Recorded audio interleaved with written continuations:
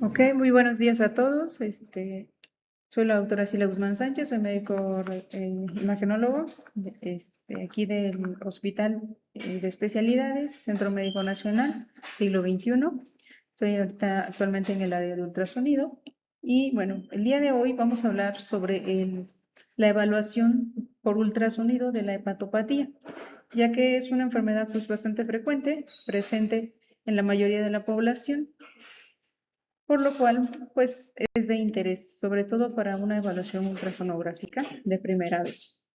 ¿Cuáles son los objetivos para esta charla? Bueno, reconocer la utilidad del ultrasonido en la evaluación de la enfermedad hepática, reconocer los cambios que se van a presentar en la imagen del ultrasonido desde una primera revisión del paciente que tenga factores de riesgo o que no los tenga, que sea un paciente que acude simplemente por control.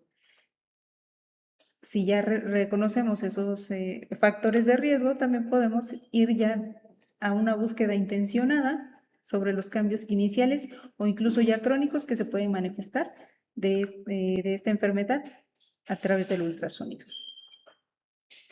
Entonces, queremos que esa información se nos quede para tomarla en cuenta al momento de nuestra evaluación.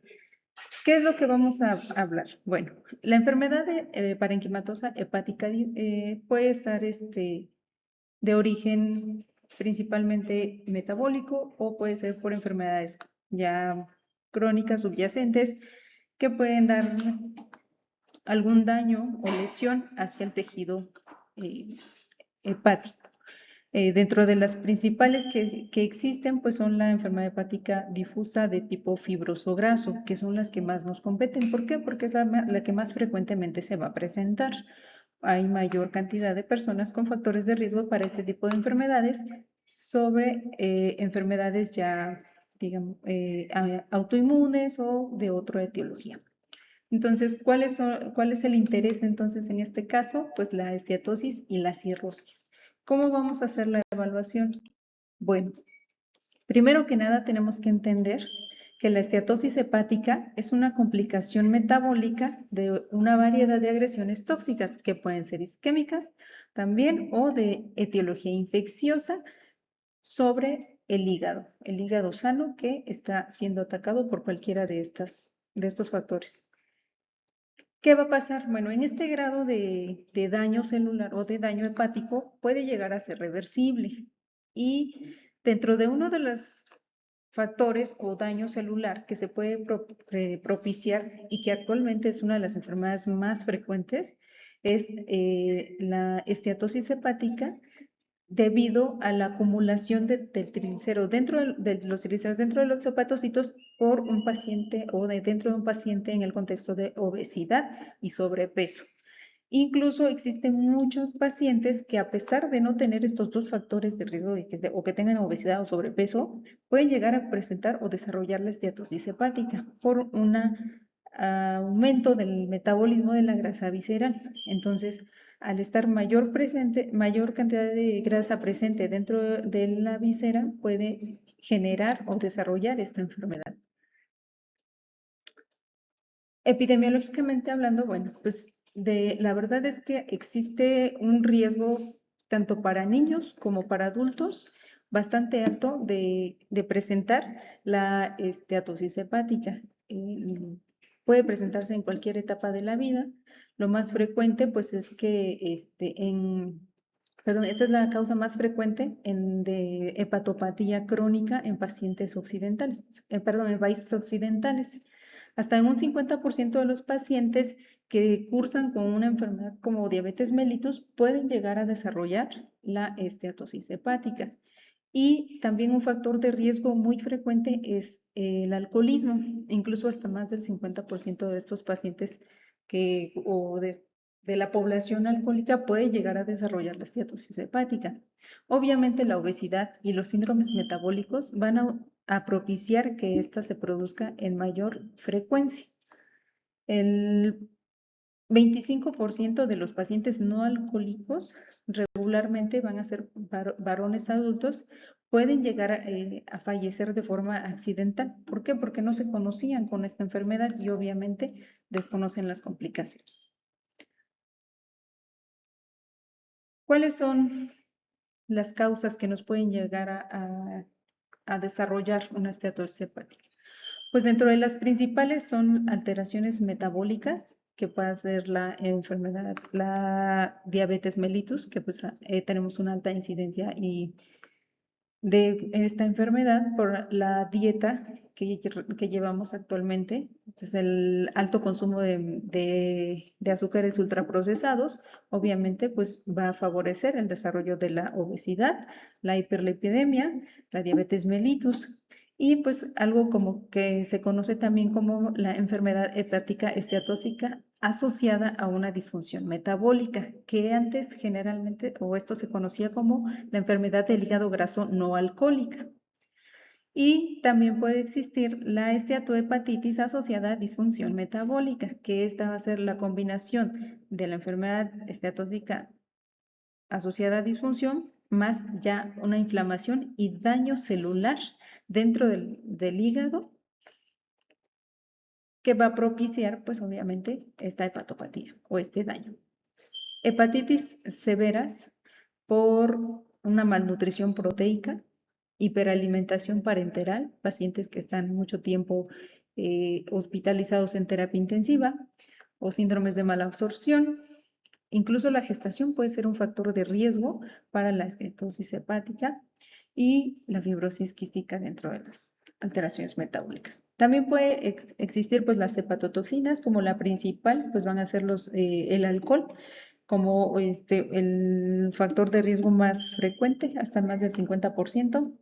Y fármacos, algunos que nos pueden llegar a producir este daño hepático, pues van a ser las tetraciclinas, amiodarona, corticosteroides, antirretrovirales, entre otros. El tamoxifeno también, por ejemplo, que es utilizado muy frecuente en pacientes con cáncer de mama. ¿Qué va a suceder? Bueno, vamos a tener principalmente pues un hígado sano que posteriormente va a empezar a tener depósitos de ácidos grasos dentro de las células, dentro del hepatocito. Estos principalmente pueden deberse a la dieta o incluso por el factor de riesgo de tener, por ejemplo, alcoholismo o alguna ingesta crónica de algún medicamento como los que habíamos mencionado.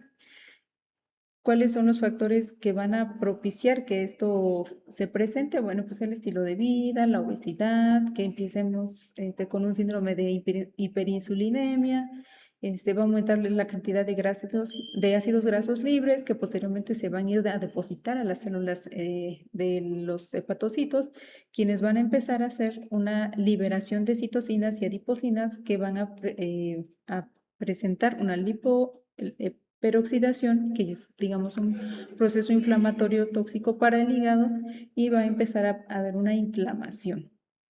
¿Qué va a pasar? Bueno, esa inflamación va a producir o va a provocar una muerte celular y posteriormente va a empezar a formarse células fibroblásticas que van a tratar de cicatrizar todos esos daños celulares que se hayan producido. Finalmente va a desarrollar una cirrosis hepática, ya un cambio de células hepáticas funcionales a células hepáticas no funcionales, solo estructurales, y también van a ser un riesgo como factor predisponente para producir un hepatocarcinoma. Entonces, es un ciclo inflamatorio en el cual, pues, al final de cuentas, el daño celular va a terminar en muerte celular y una sustitución de tejido funcional por uno no funcional. Dentro de las causas o motivos de consulta principalmente van a ser que el paciente va a presentar dolor abdominal que puede ser inespecífico o referido hacia el cuadrante superior externo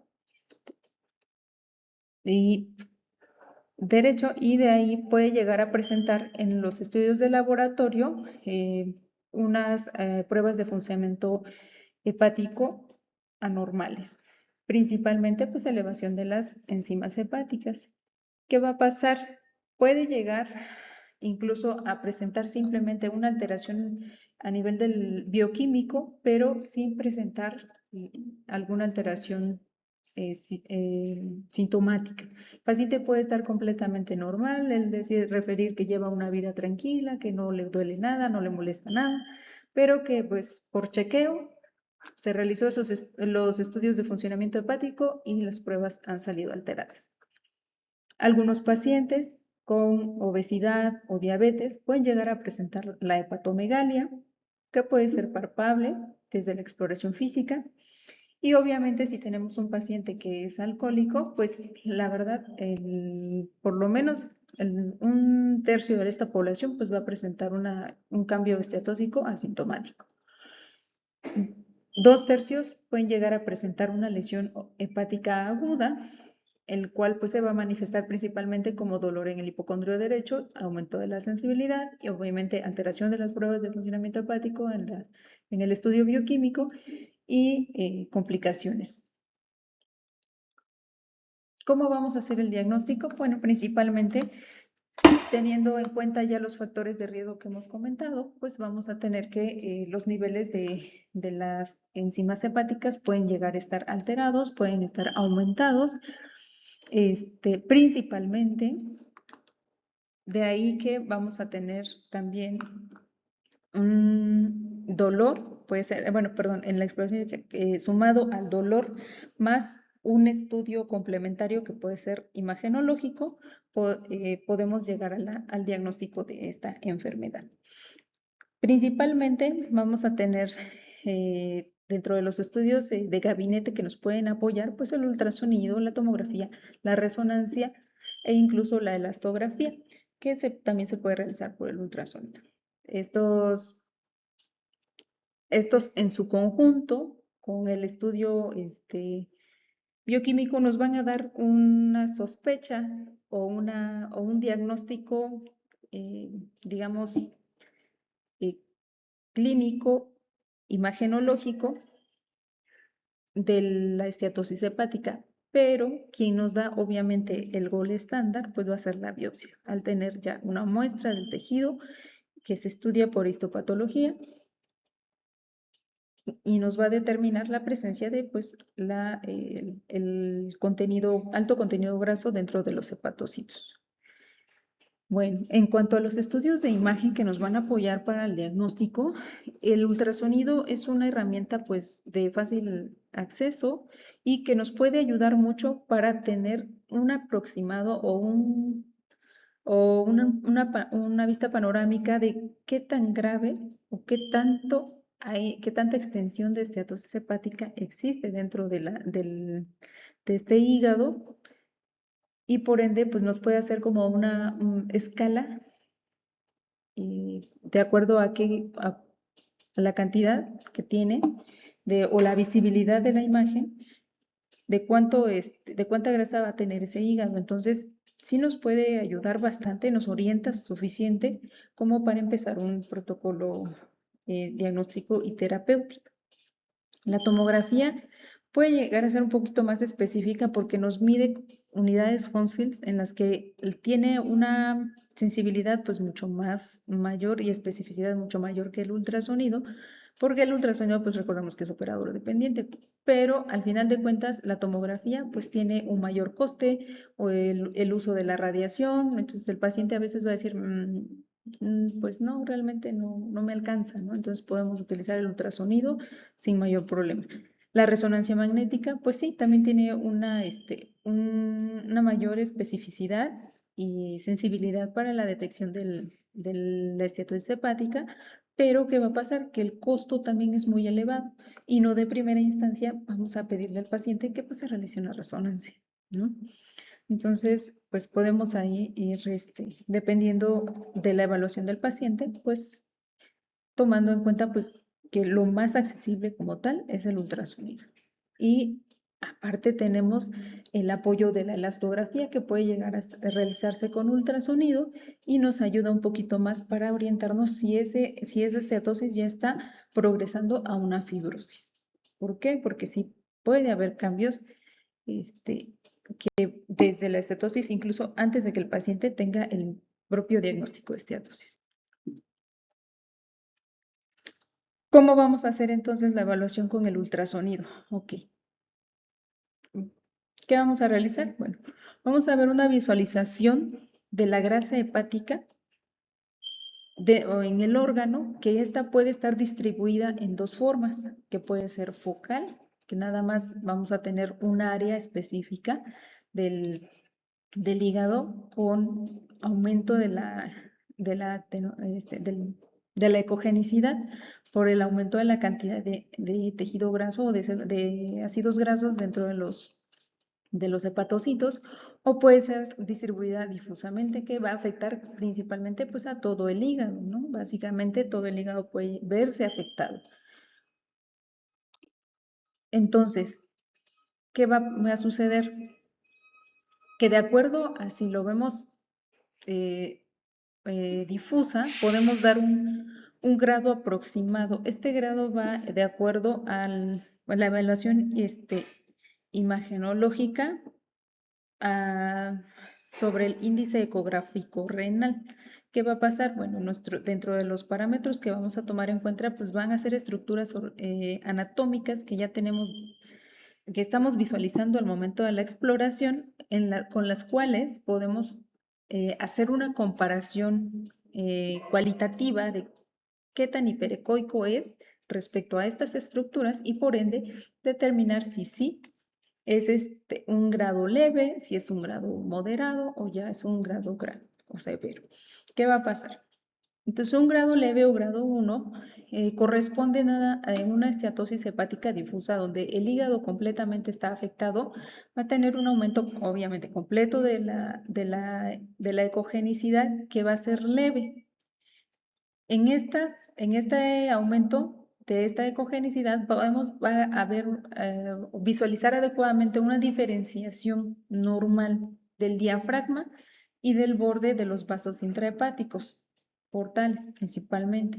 ¿Qué va a pasar? Bueno, vamos a visualizar principalmente en un corte coronal el hígado, y vamos a tener la visualización parcial o total del riñón, y podemos hacer también una evaluación respecto a la corteza renal.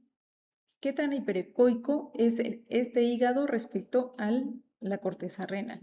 Obviamente es un grado leve, vamos a tener un aumento que sí va a haber diferencia con la corteza renal, pero vamos a estar visualizando normalmente el diafragma y el borde o la pared de los vasos. Para un grado moderado vamos a tener que el aumento va a estar igual difuso, va a aplicar para todo el parénquima, pero aquí entonces vamos a perder ya la visualización de las paredes de los vasos intrahepáticos, y el diafragma puede empezar a disminuir un poquito la ecogenicidad, o puede llegar, digamos, a estar, a verse con una ecogenicidad disminuida, pero no es que esté mal, sino que el hígado es el que está aumentando la ecogenicidad.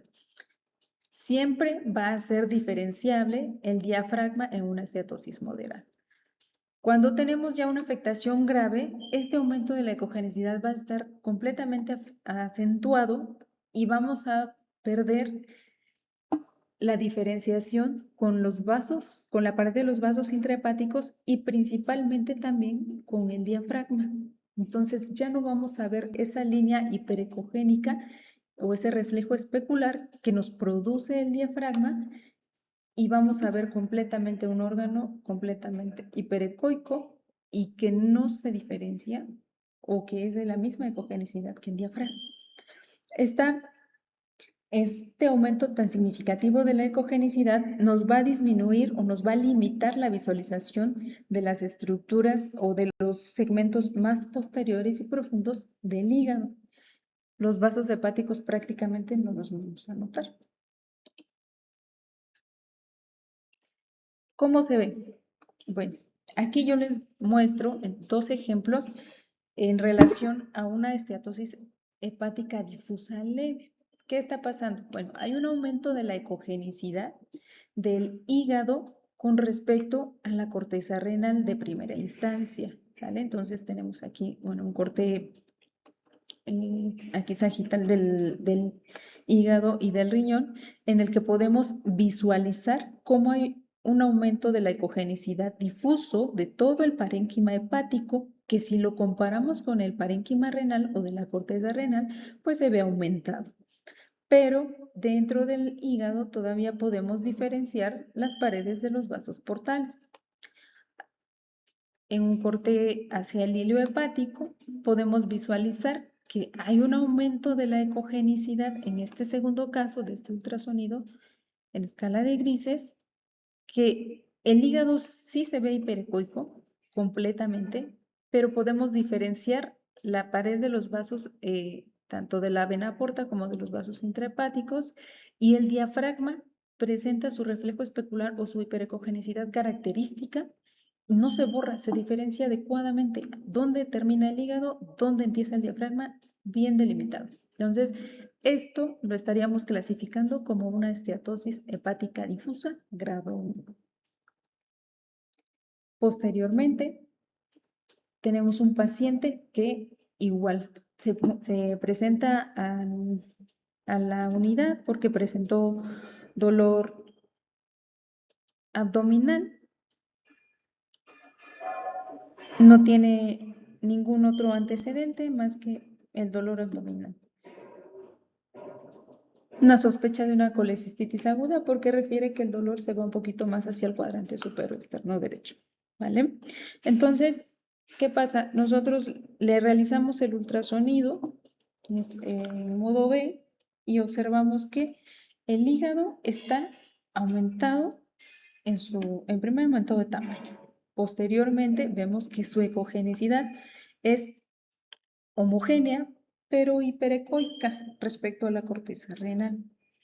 ¿Vale? Vemos el riñón con una marcada hipoecogenicidad respecto al hígado y en un corte más superior estamos visualizando que apenas se empiezan a borrar o ya no están tan notables las paredes de los vasos intrahepáticos, periportales, y el diafragma ya no se ve con ese reflejo especular tan intenso que tiene. Ya se ve un poquito más disminuido o similando, haciendo casi la misma ecogenicidad que el hígado, pero todavía se puede diferenciar.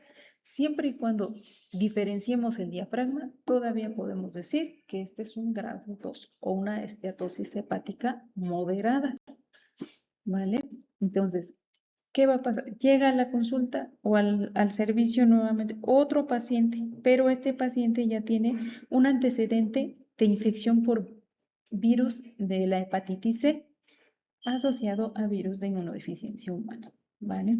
Entonces, en la exploración de entrada, pues vemos que el hígado está aumentado de la ecogenicidad, aumentado de tamaño, logramos apreciar parcialmente el riñón, que se ve marcadamente hipoecoico respecto al parénquima hepático. Incluso perdemos la visualización de las paredes de los vasos intrahepáticos, realmente ya no se visualizan, ya no se ven, ya no se diferencian dentro del parénquima hepático.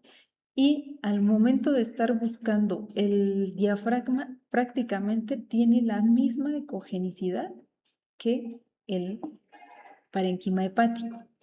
Por ende, pues esto ya lo clasificaríamos como una esteatosis hepática grado 3 de entrada. ¿Por qué? Porque nosotros no conocemos más que el antecedente, no sabemos si tiene alteraciones de las pruebas de funcionamiento hepático, no sabemos nada más que el paciente tiene el antecedente de la infección por virus de hepatitis C y el VIH, nada más. Ecográficamente, de acuerdo a la escala del índice renal ecográfico, pues podemos hacer una evaluación y podemos determinar que esto ya es compatible con una esteatosis severa. Ya hay un aumento difuso de la hipogenicidad, ya hay un emborramiento prácticamente del diafragma. Entonces, pues ya esto ya tiene un mayor daño o una mayor ocupación. En una estetosis focal, hepática focal, obviamente van a existir estos cambios, pero van a ser localizados a un solo segmento, a una sola área.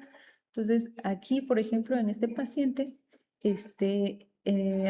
aproximadamente en el segmento 8 se presenta una imagen hiperecogénica bien diferenciada que tiene sus bordes ligeramente lobulados, pero pues se puede notar que nada más es un área específica.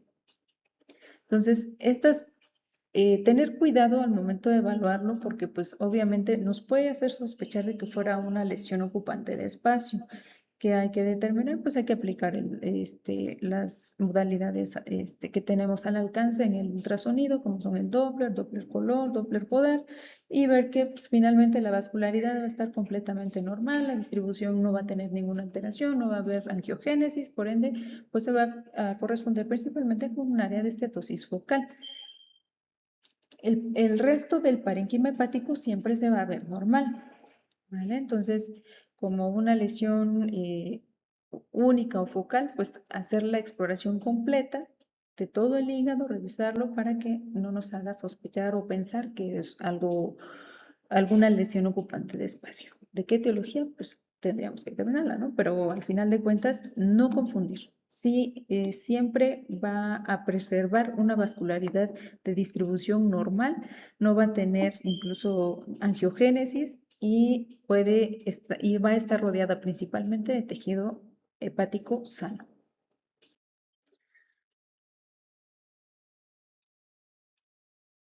Bueno, ¿cómo va a ser el cambio graso focal? Bueno, como les mencionaba, van a tener bordes geométricos bien delimitados, que puede llegar a aparecer incluso como una imagen redonda, que puede ser multinodular, interdigitada, y siempre va a tener tejido normal.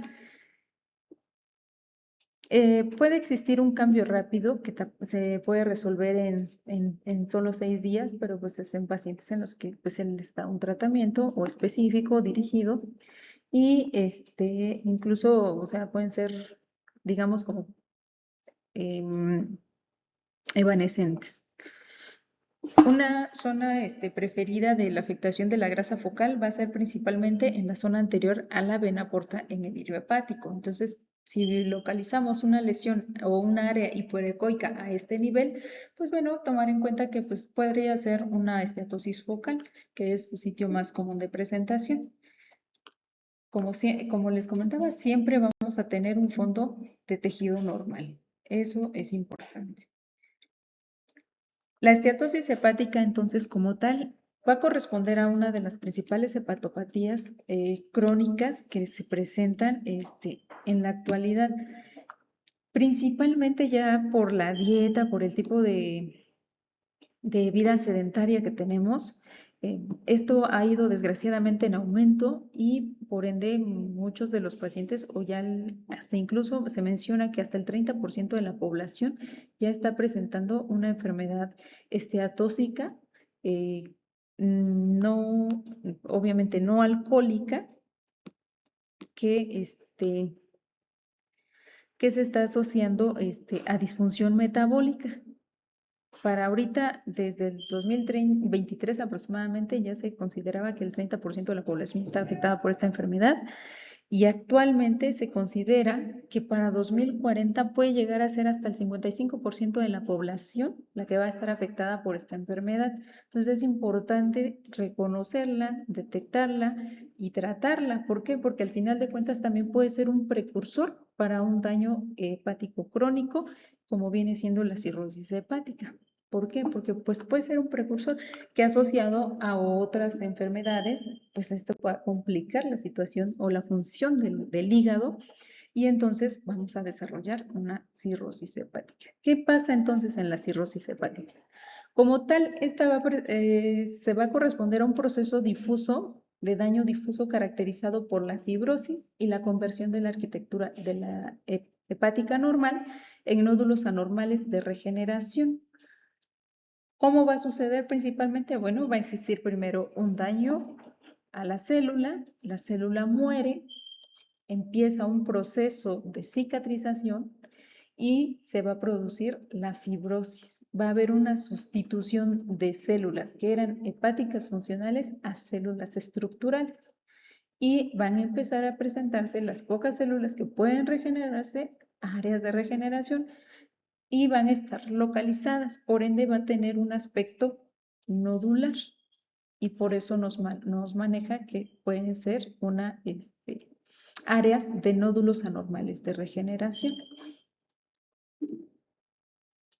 Normalmente nos hacía la clasificación de micronodular y macronodular de la cirrosis hepática o de un aspecto ecográfico micro versus macro. ¿Por qué? Porque nos iba a presentar lesiones como manifestadas como pequeños nódulos que podían medir de 0,1 hasta 1 centímetro de diámetro. Y los macronodulares que van a estar en diferentes tamaños de hasta 5 centímetros de diámetro. Actualmente a veces nos mencionan que es hasta 0,3, pero varía de acuerdo, ¿no? Al final de cuentas, se refiere principalmente a quién está causando el daño celular, que principalmente pues son de origen metabólico. Y obviamente el consumo de alcohol, nos manifiesta que es la principal causa de la afectación micronodular. ¿Por qué? Porque el daño empieza a ser mínimo de poquito a poquito y posteriormente va progresando. Y las hepatitis víricas principalmente van a ser la causa más común de una cirrosis macronodular. ¿Qué sucede entonces en la cirrosis hepática? Esta se considera que todavía sigue un poquito siendo más frecuente en hombres que en mujeres, pero ya prácticamente la afectación viene siendo lo mismo. Puede ser hasta la tercera causa de frecuencia en la mortalidad en hombres de 34 a 54 años, una décima causa de mortalidad en la frecuencia a nivel mundial y va a ser la causa más frecuente de hipertensión portal intrahepática, responsable del 90% de la hipertensión portal en esta región del mundo. Entonces, es bastante significativo. ¿Qué va a pasar?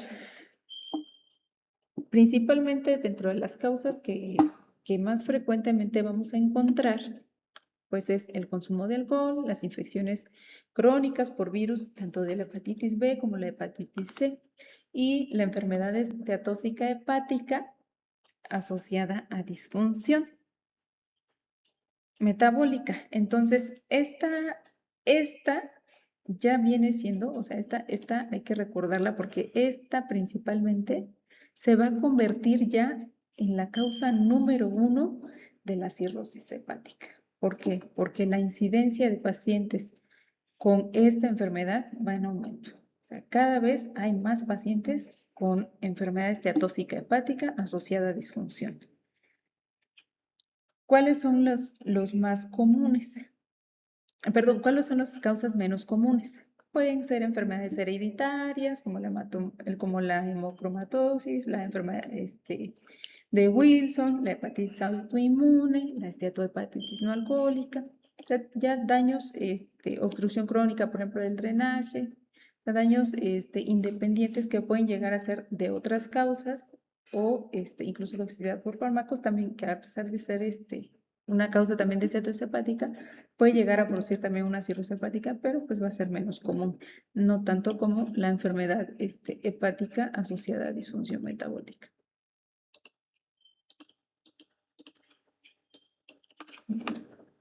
Entonces, hay que recordar que esto es lo que nos va a estar aumentando el riesgo para la cirrosis.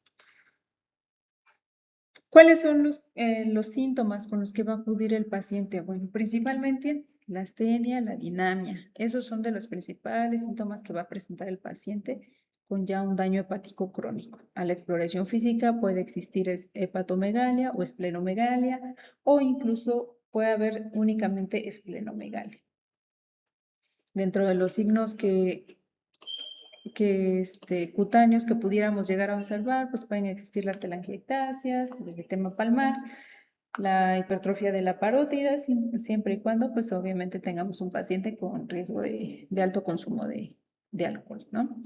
Y algunos otros datos que pues también pueden presentarse, pues la atrofia testicular, ginecomastia en cuestión de los pacientes masculinos, en femeninos pues amenorrea y una distribución anormal del vello.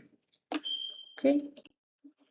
Básicamente, pues la evaluación que hacemos nosotros, pues no siempre va dirigida, pero pues tomarla en cuenta, ¿no? Si vemos un fenotipo como el que estábamos mencionando, pues vamos a considerar que pues puede haber o puede existir un daño hepático.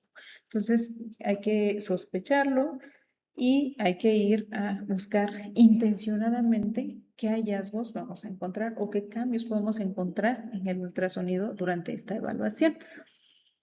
Entonces, ¿qué vamos a buscar?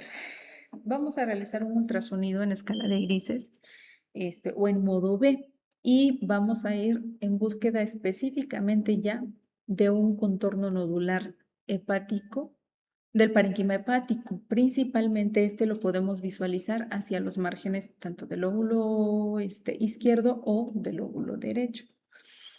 Entonces, es importante revisar desde el inicio hasta el término del hígado cuáles son sus márgenes o cómo son sus márgenes. ¿Por qué? Porque normalmente se van a manifestar o se van a visualizar lobulados o con ese contorno como nodular, ¿no? Entonces, lo vamos a estar viendo ahí como el festonedito. Va a aumentar la ecogenicidad en forma difusa y va a presentar una área como de desestructuración. ¿Por qué? Porque ya no vamos a ver la distribución habitual de los vasos, van a tener como la pérdida, van a tener trayectos un poquito más desorganizados y vamos a ver un parénquima heterogéneo que puede hacer simular como un patrón en cielo estrellado, por ejemplo, o como micronódulos presentes dentro del parénquima hepático, como pequeñas nodulaciones dentro del parénquima.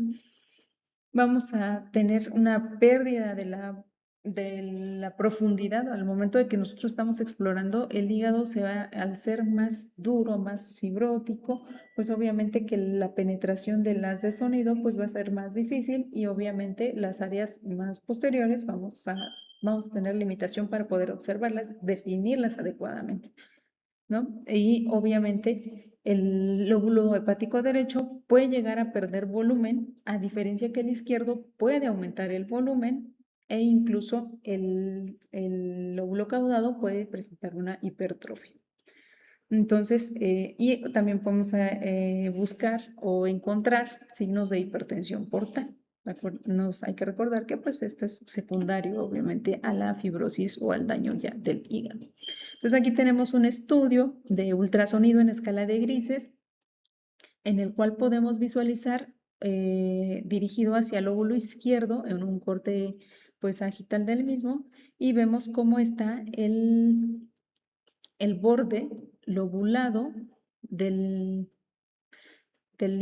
lóbulo izquierdo en este caso y incluso hacia el margen inferior vemos cómo hasta parece ser que estamos viendo un nodulito, ¿no? Porque es ese borde o ese contorno nodular es a lo que se refiere, que es uno de los hallazgos que podemos encontrar. Vemos que hay una desestructuración o una alteración en la ecogenicidad. Con alteración en la ecogenicidad hay zonas de mucho mayor ecogenicidad y otras de un poquito de menor ecogenicidad, pero que nos hacen simular un área como de un patrón micronodular o nodular. Y pues obviamente la distribución de los vasos también se ve pues, como ligeramente alterada, como que no vemos el patrón normal. Entonces, estos ya son cambios o son hallazgos que vamos a encontrar en un paciente ya con cirrosis hepática. Aquí tenemos otros 3 ejemplos, dentro de los cuales, bueno, de entrada, pues vamos a ver el aumento de la ecogenicidad del parénquima hepático. También vemos como ese aspecto como nodular o micronodular, del parénquima. Incluso al hacer ahí una toma cerca de la vena porta nos hace ver que aparentemente está aumentada de diámetro. En este paciente, el diámetro todavía se encontraba dentro de los 14 milímetros. Este paciente todavía presentaba 14 milímetros de diámetro y aún permeable, aunque obviamente en esta imagen que les puse no está aplicado el Doppler, pero estaba todavía permeable. Era un paciente ya conocido con con una enfermedad hepática.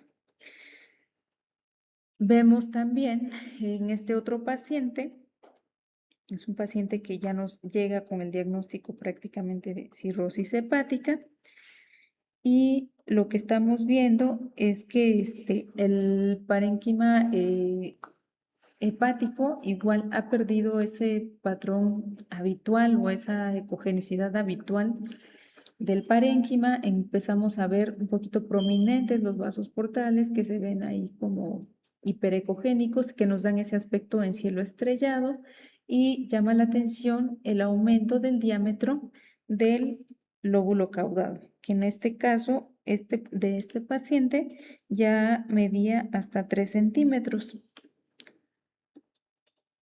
Este es el caso de otro paciente en el cual también ya nos lo envían con el diagnóstico de cirrosis hepática y con sospecha de trombosis de la vena porta.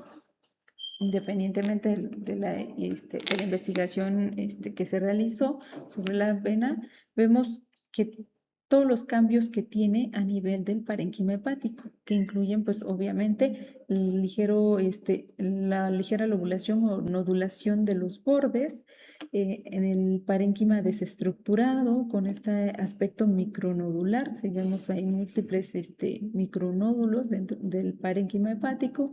Los vasos se ven un poquito más hiperecoicos, pero realmente también no vemos como la distribución habitual de las ramas saliendo y la dicotomización habitual. ¿Vale? Entonces, incluso en este paciente llama la atención que ya existe también la presencia de líquido libre perihepático. Ahí estamos viendo también cómo existe líquido libre ahí en el espacio ahí perihepático, y esto también es un hallazgo adicional de los cambios que se producen por la cirrosis y secundarios también a la hipertensión portal. Dentro de los criterios que vamos a buscar por hipertensión portal, bueno, ¿qué nos va a traducir la hipertensión portal? Bueno, pues obviamente que es un aumento de la presión del sistema venoso portal, y por ende va a aumentar pues ahora es que las resistencias distales, y a partir de ahí pues se van a presentar una serie de cambios. Dentro de las enfermedades que pueden interferir en el flujo sanguíneo dentro del sistema portal, pues obviamente pueden llegar a condicionar una hipertensión portal a largo plazo. ¿Cómo vamos a clasificar la hipertensión portal? Bueno, la hipertensión portal pues no va independiente de la cirrosis, sino se estudia junto con la cirrosis. ¿Por qué? Porque también es uno de los datos que vamos a estar buscando intencionadamente, y pues esta se va a clasificar de acuerdo a dónde está afectado, si es antes del sinusoide, en el sinusoide o posterior al sinusoide, que pues prácticamente está en la célula hepática. Entonces va a ser presinusoidal cuando las lesiones van a comprimir las ramificaciones portales antes de alcanzar las sinusoides hepáticas, o sea, antes de llegar a los hepatocitos.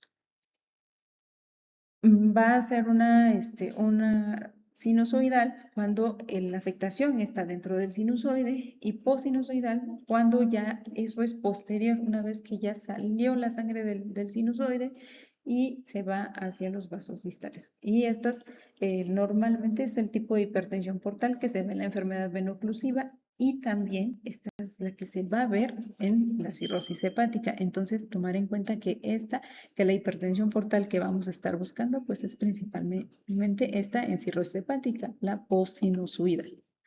¿Vale? Entonces, ¿cuáles son las manifestaciones clínicas que puede tener un paciente con hipertensión portal? Bueno, principalmente va a presentar o como tal manifestaciones de la enfermedad ascitis hepática. Va a ser una distensión del abdomen con un aumento del perímetro que puede llegar hasta la tensión cuando el líquido es bastante significativo. Puede existir la formación de vasos colaterales portosistémicos, que incluso podemos visualizarlos desde pues ahora sí que desde la exploración física. Si un paciente tiene, por ejemplo, ya una recanalización de la umbilical y se empiezan a ver todos esos trayectos venosos tortuosos en la pared abdominal, puede existir también una esplenomegalia congestiva, va a haber un aumento del tamaño del vaso, que incluso lo podemos palpar. Y dentro de las manifestaciones clínicas más significativas, pues va a ser la encefalopatía hepática. ¿Por qué? Porque ya hay una alteración por el amonio a nivel del sistema nervioso. Entonces, aquí más o menos en un esquemita se ejemplifican cuál sería este posinusoidal, que es posterior ya, digamos, una vez que ya salió el drenaje, la sinusoidal, que es dentro de los sinusoides hepáticos, y el presinusoidal, pues es desde las ramas portales o todo lo que sea aferente hacia el flujo sanguíneo portal. ¿Qué vamos a ir a buscar entonces al ultrasonido o con el ultrasonido? Bueno, la verdad, esto ha sido ampliamente estudiado, ya se determinó, ya sabemos que estos hallazgos sí o sí nos traducen hipertensión portal. Una vena porta con un diámetro igual o mayor a 13 milímetros ya es un dato. El diámetro de la vena esplénica o mesentérica mayor a 10 milímetros también ya está reconocido como un dato específico que es de hipertensión portal. La velocidad media portal, esta normalmente debe de venir de 20 a 40 centímetros sobre segundo, pero en cuanto a los pacientes ya con hipertensión portal, esta puede estar disminuida, incluso desde 15 a 18 ya podemos estar hablando de que ya hay una hipertensión portal que ya está siendo compensada. Puede haber un índice de congestión que va a ser mayor de 0.12. Puede existir un flujo inverso portal, que es en lugar de ser hepatopeta, pues ya es hepatofugo. Va a existir la presencia de colaterales portosistémicas y aquí es importante que a pesar de que vayamos y buscamos intencionadamente, también hay que buscar principalmente la vena paraumbilical o la umbilical, la recanalización de esta vena. Cuando excede un diámetro mayor a 0.3 centímetros, este ya tiene repercusión para el tratamiento del paciente. Entonces es importante reportarlo al momento de que hacemos la evaluación, si la encontramos y cuánto mide. ¿Por qué? Porque sí es un paciente que es muy propenso a que produzca o que se formen las varices esofágicas y el riesgo del sangrado, y con que nosotros en ultrasonido lo podamos detectar, demostrar y se lo reportemos al gastroenterólogo, pues ya con eso el paciente puede brincarse una endoscopía e irse directo al tratamiento antihipertensivo para que ya el paciente disminuya los riesgos de un sangrado. Una esplenomegalia mayor a 13 milímetros, perdón, a 13 centímetros el diámetro del vaso. Y la citis como la máxima manifestación. Con el Doppler, pues vamos a buscar también intencionadamente todas esas derivaciones portosistémicas venosas que pueden existir, que van a ser pues a nivel de la unión gastroesofágica, la vena parumbilical o umbilical, como la conozcan, que es que va dentro del ligamento falciforme, o que es el como tal llamado ligamento falciforme.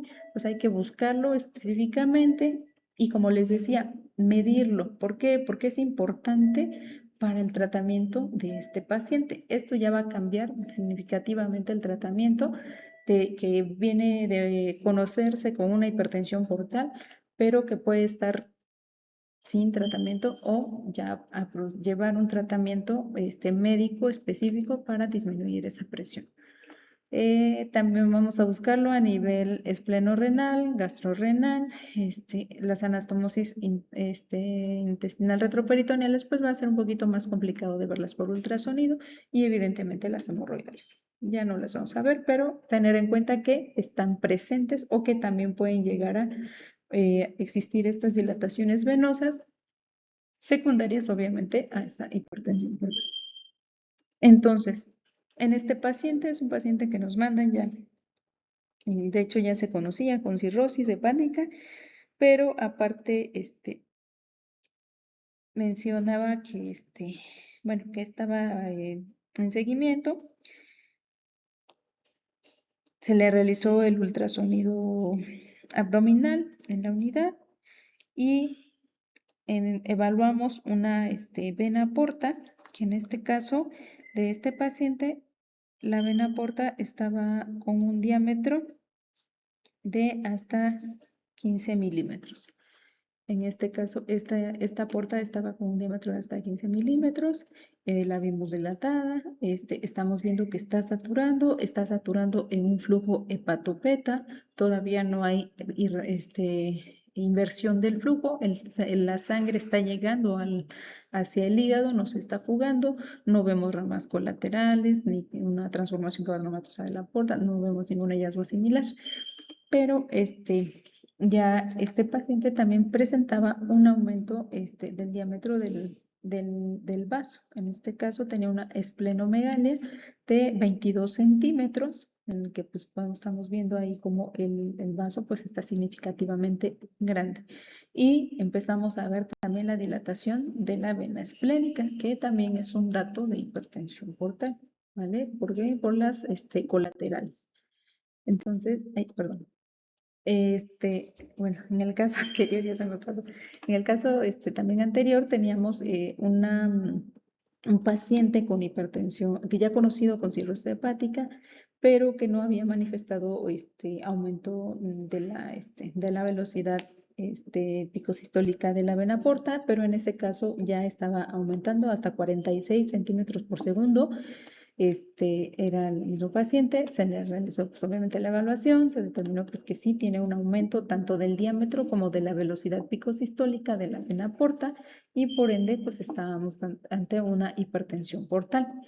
Se hace la exploración y se encuentra pues obviamente la dilatación de la vena esplénica de hasta 13 milímetros y encontramos también parte de las ramas colaterales esplenorrenales como otro dato también de hipertensión portal. Y como otra manifestación existe pues la presencia de líquido libre a nivel de la cavidad abdominal.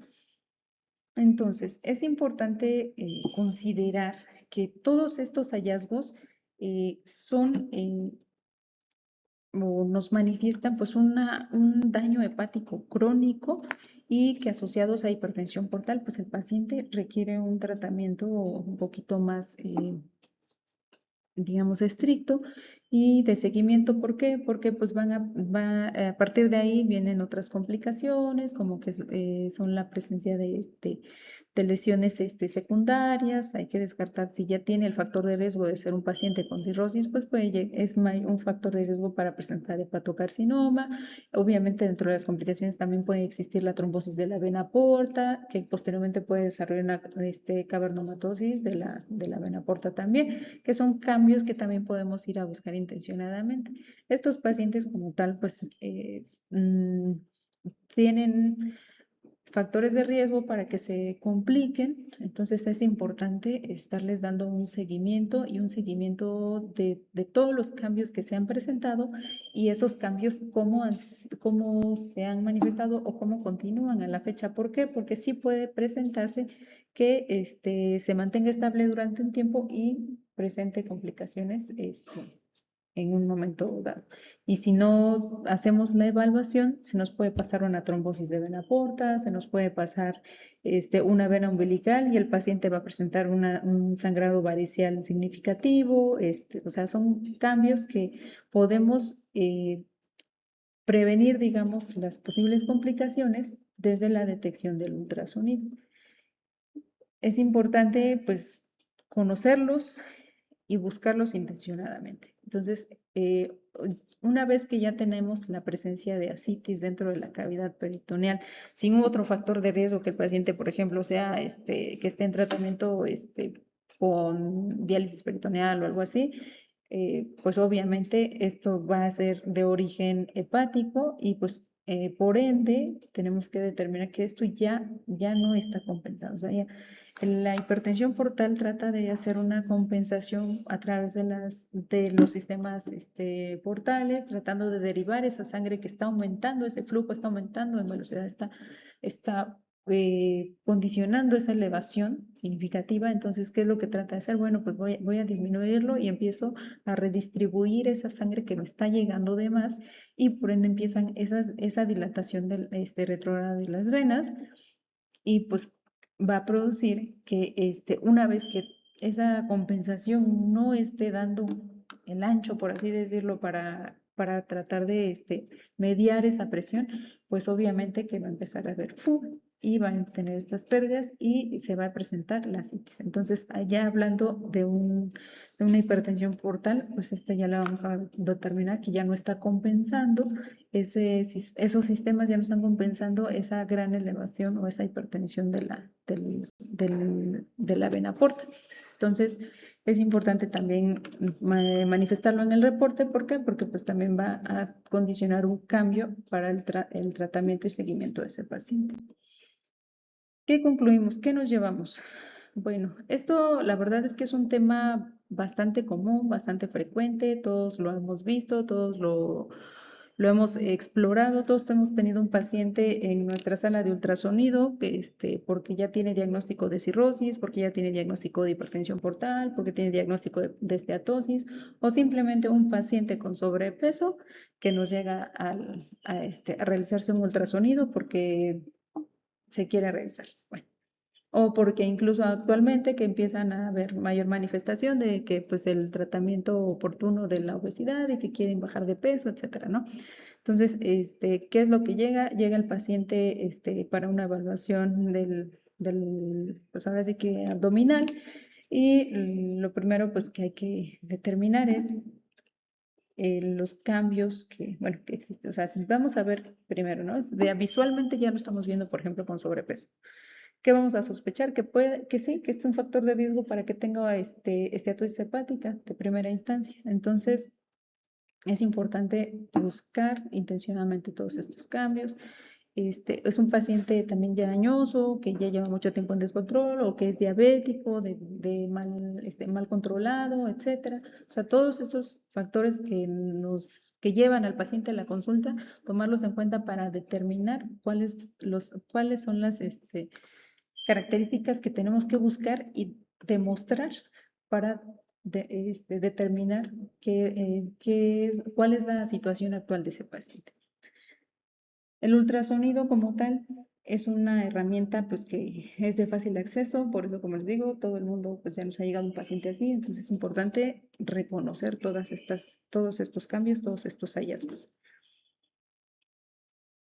El costo tan pues accesible que existe de este método pues no lo hace, pues lo hace más que nada que sea prácticamente del uso cotidiano y que incluso el mismo paciente vaya a 2, 3 lugares a hacerse el ultrasonido. Entonces, se puede repetir con mucho mayor frecuencia que una tomografía, tanto por costo, por accesibilidad, pues, e incluso pues es un estudio o es un método no o libre de radiación ionizante. Entonces, es importante pues que tengamos en cuenta todos los datos que vamos a encontrar, tanto datos directos como datos indirectos de los cambios que se presentan en la esteatosis hepática, la cirrosis hepática y la hipertensión portal. ¿Por qué? Porque finalmente, como les comento, o sea, eso va a determinar el seguimiento, el diagnóstico del paciente, el tratamiento oportuno y obviamente la detección de complicaciones oportunamente, tanto como pueden ser trombosis, como puede ser que tenga riesgo de sangrado varicial, que era lo que les comentaba. Todo eso sí es muy importante porque al final de cuentas modifica, ¿no?, el tratamiento del paciente y también como un método de screening para pacientes con ya diagnóstico de cirrosis hepática, la búsqueda intencionada de lesiones ocupantes de espacio. ¿Por qué? Porque pueden llegar a presentar o tienen mayor riesgo de presentar o desarrollar hepatocarcinoma. Entonces, este es un paciente que nos llega aquí a la unidad para un seguimiento de enfermedad hepática difusa tipo cirrosis. Vemos ya los cambios incluso dentro del parénquima hepático, el tamaño del hígado ya se ve significativamente disminuido del lóbulo derecho y podemos observar aquí una lesión nodular que pues prácticamente es isoecoica al parénquima hepático con un margen hipoecoico. Entonces, pues hay que determinar si esta lesión es o no maligna y esto se puede detectar por ultrasonido. desde que son lesiones muy pequeñas. Entonces, es importante hacer una evaluación consciente. Les digo, es una enfermedad o es una patología muy común, muy frecuente, pero la evaluación aún así tiene que ser consciente de cada paciente, porque no todos los pacientes obviamente van a presentar la misma progresión ni la misma evolución. Por ejemplo, hay pacientes incluso que ni siquiera son obesos y tienen una cirrosis hepática con un daño significativamente mayor a pacientes que tienen infección por virus de hepatitis C o tienen alguna cirrosis hepática de etiología biliar, etcétera, y el daño no es equiparable, a veces es incluso significativo en pacientes que tienen menores factores de riesgo. Entonces, sí es muy importante hacer una adecuada evaluación, tomar en cuenta todos los hallazgos que debemos de reportar, desde el aspecto del hígado, desde su tamaño, el tamaño del vaso, las venas, la evaluación del sistema venoso colateral.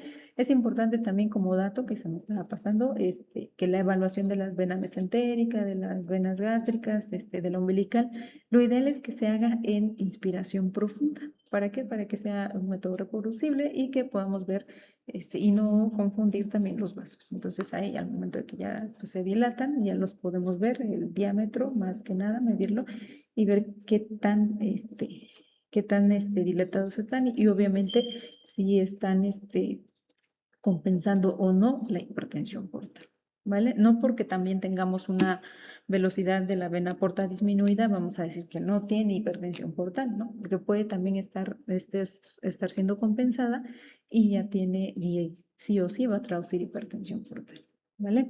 Entonces, espero que pues les ayude esta charla y que pues nos haga un poquito más conscientes de que esto, a pesar de que ya está muy conocido, a pesar de que ya lo hemos visto en repetidas ocasiones, pues sigue siendo una herramienta muy útil y la verdad es que no se va a suplir porque así como vamos con la enfermedad hepática asociada a disfunción, pues esto va para largo y vamos a seguir utilizando el ultrasonido para estas evaluaciones. Entonces, como tip, pues hacer el repaso y hacer como checklist todos los datos que se tienen que revisar en un paciente con esteatosis hepática. ¿Por qué? Porque pues a veces no se conoce también qué tanto daño tiene hepático y ya puede presentar cambios en la imagen. Entonces, por imagen pues ya nos puede estar dando para una hipertensión portal o ya nos puede estar dando cambios como una enfermedad, una hepatopatía crónica ya tipo cirrosis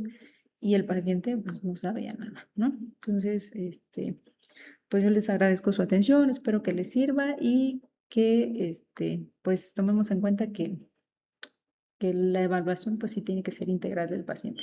También, obviamente, todo esto va asociado a los hallazgos clínicos, bioquímicos y pues siempre estar también en contacto con el clínico de qué está sucediendo con su paciente, porque también eso nos orienta a nosotros a que podríamos o ya buscar también complicaciones intencionadamente. Si un paciente, por ejemplo, ya tenemos un diagnóstico de cirrosis y hipertensión portal y no se había documentado dilatación o recanalización de la vena umbilical, la documentamos, pues el paciente ya se ahorra la endoscopia y se va directo a tratamiento. Entonces también eso es importante, ¿vale? Pues les agradezco su atención, estamos para servirles en el hospital aquí de especialidades, que tengan un buen día y pues muchas gracias.